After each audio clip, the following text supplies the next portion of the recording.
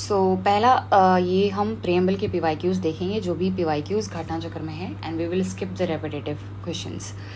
तो पहला क्वेश्चन ये है कि consider the following statements in regard to the preamble of the constitution and select the correct one using the code given below. तो सबसे पहला क्वेश्चन ये है, स्टेटमेंट ये है कि ऑब्जेक्टिव रेजोल्यूशन जो जवाहरलाल नेहरू लेके आए थे, फाइनली इट बिकेम प्रियम्बल। तो ये सही है, क्योंकि ऑब्जेक्टिव रेजोल्यूशन जो है ये एक फाउंडेशन बनती है और फाइनली ये प्रियम्बल बनती है। So this statement is correct. It is non justiciable, ये भी सही है कि नॉन जस्टिसिएबल है। थर्ड ये है कि it can't be amended, this is wrong, क्योंकि प्रियम्बल को 42nd कॉन्स्टिट्यूशनल अमेंडमेंट एक्ट 1976 से अमेंड किया गया है और 3 नए वर्ड सोशलिस्ट, सेक्युलर और इंटीग्रिटी को ऐड किया गया था। फोर्थ है, preamble cannot override the specific provisions of the constitution. तो ये सही है। तो यहाँ स्टेटमेंट 1, 2 एंड 4 करेक्ट है, तो बी होगा answer. 1, 2 and 4 statements are correct. Next question है कि जो एक्सप्रेशन सोशलिस्ट है, this was introduced in the preamble through which amendment, कौन से अमेंडमेंट से सोशलिस्ट को ऐड किया गया था? तो सोशलिस्ट ऐड किया गया था 42nd कॉन्स्टिट्यूशनल अमेंडमेंट एक्ट 1976 के थ्रू। तो 1976 42nd कॉन्स्टिट्यूशनल अमेंडमेंट एक्ट के थ्रू हमने सोशलिस्ट को इंट्रोड्यूस किया था प्रियम्बल में। नेक्स्ट है कि what is the legal nature of the preamble of the constitution. Legal nature क्या है प्रियम्बल का? तो प्रियम्बल का लीगल नेचर ये है कि इट इज नॉट इन्फोर्सेबल, इसको हम इन्फोर्स नहीं कर सकते हैं। नेक्स्ट क्वेश्चन है कि goal of the constitution is to secure assure all its citizens. Constitution का गोल क्या है?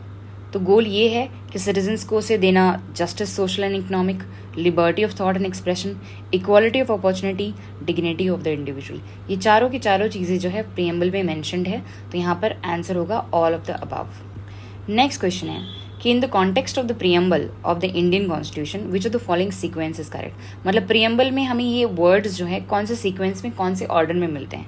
तो इसका आंसर होगा सोवरेन, फिर सोशलिस्ट, फिर सेक्युलर, फिर डेमोक्रेटिक, फिर रिपब्लिक।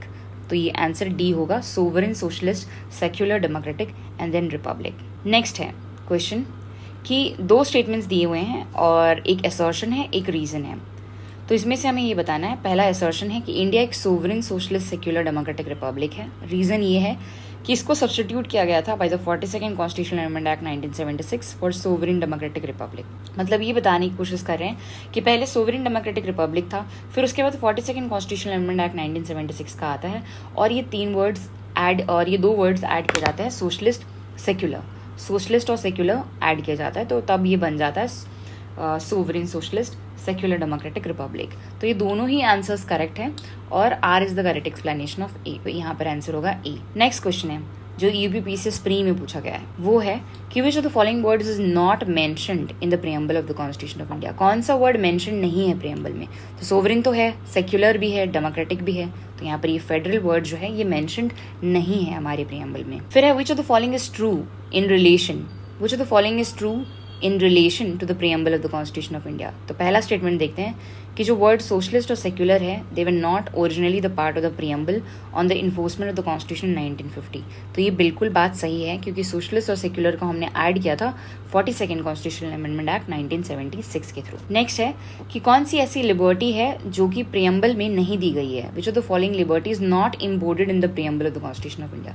तो लिबर्टी ऑफ थॉट, हम लिबर्टी 5 तरह की लिबर्टी की बात करते हैं, थॉट की बात करते हैं, एक्सप्रेशन की बात करते हैं, बिलीफ की बात करते हैं और फेथ और वर्शिप की भी बात करते हैं, पर हमने कहीं पर भी प्रियम्बल में इकोनॉमिक लिबर्टी की बात नहीं की है, तो ये आंसर इकोनॉमिक लिबर्टी होगा। नेक्स्ट है कि which part of the Indian constitution has been described as the soul of the constitution. किसको हम सोल ऑफ द कॉन्स्टिट्यूशन बोलते हैं? तो ये प्रियम्बल है जिसको हम सोल ऑफ द कॉन्स्टिट्यूशन बोलते हैं। ये बहुत सारे क्वेश्चन में पूछे गए या एग्जाम्स में पूछे गए। फिर है India has people sovereignty because the preamble of the constitution begins with the words. तो इंडिया के पास पीपल की सोवरेनिटी है क्योंकि प्रियम्बल कौन से वर्ड से मतलब प्रियम्बल कौन से ऐसे वर्ड से बिगिन होता है जिससे हमें पता चलता है कि पीपल सोवरेनिटी है? तो ये we the people of India से बिगिन होता है, जिससे हमें पता चलता है कि जो पीपल है they are actually the source of power. So इसी वजह से पीपल के पास सोवरेनिटी है, पीपल के पास पावर है, ये इससे दिखता है। नेक्स्ट है कि कौन सा करेक्ट एक्सप्रेशन है of the term secular in India. तो टर्म सेक्युलर इन इंडिया का करेक्ट एक्सप्रेशन क्या है कि कोई भी रिलीजन नहीं है स्टेट का in India, there is no religion of the state in India. Who among the following called the preamble of the Indian constitution the horoscope of a sovereign democratic republic. किसने preamble को horoscope of a sovereign democratic republic बोला था?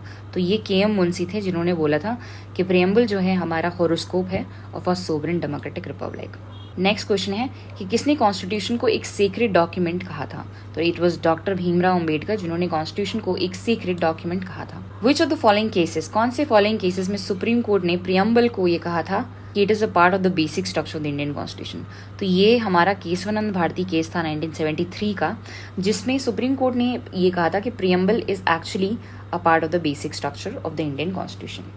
Next है कि कौन से case में supreme court ने ये डिक्लेयर किया था पहली बार कि preamble is not a part of the Indian constitution, not a part of the Indian constitution? तो ये बेरूबारी केस था 1960 का, जिसमें सुप्रीम कोर्ट ने ये कहा था कि प्रियम्बल जो है ये पार्ट नहीं है कॉन्स्टिट्यूशन का। फिर है in which of the following cases supreme court held that preamble forms the part of the constitution? तो ये SR Bommai versus union of India case है, आई गेस 1994 का, जिसमें ये बोला गया था कि प्रियम्बल जो है ये पार्ट है कॉन्स्टिट्यूशन का। तो पहले बेरूबारी केस में ये डिनाई किया गया, उसके बाद फिर एसआर बोमाई केस में, फिर गोलकनाथ केस में, फिर एलआईसी केस में इसको, फिर केशवानंद भारती केस में, इन सारी केसेस में ये टेस्ट किया गया कि नहीं, प्रियम्बल एक इंटीग्रल पार्ट है कॉन्स्टिट्यूशन का। नेक्स्ट है क्वेश्चन और लास्ट क्वेश्चन है ये कि प्रियम्बल जो हमारी कॉन्स्टिट्यूशन में दिया हुआ है वो क्या क्या स्टेटमेंट्स से मैच करता है? तो it is not enforceable in courts, सही है। It is important and have utility, importance तो है। Describes the aims of governance, aims भी डिस्क्राइब करती है। Helps to give judicial meaning to our constitution, तो हाँ ये जुडिशरी को भी इंटरप्रिटेशन करने में हेल्प करती है, मतलब कॉन्स्टिट्यूशन को इंटरप्रेट करने में हेल्प करती है। तो ये सारी स्टेटमेंट सही है। इसमें एक्चुअली सारी स्टेटमेंट सही है पर इसमें ऑप्शंस गलत थे, तो all of the options here they are correct.